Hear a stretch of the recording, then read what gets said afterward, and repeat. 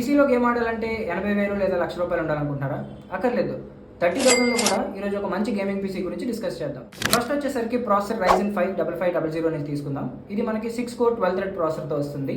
Budget కూడా మీకు ఒక 7,000 రూపీస్లో వచ్చేస్తుంది. తర్వాత దీనికి మదర్ బోర్డ్ వచ్చేసరికి B450 MSI బ్రాండ్ నుంచి ప్రిఫర్ చేయండి. మీరు 4,500లో వచ్చేస్తుంది. నెక్స్ట్ గ్రాఫిక్ కార్డ్ వచ్చేసరికి 4GB GRX 550. ఇది మీకు అరౌండ్ 6,500 to 7,000 రూపీస్ ఉంటుంది ఆన్లైన్లో.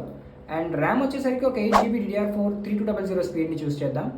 దీనికి కంపాటబుల్గా SSD 500GB మంచి బ్రాండ్ నుంచి తీసుకుంటే మీకు 3,500 రీడ్ స్పీడ్ వరకు వస్తుంది Zen 3, which is very good for gaming.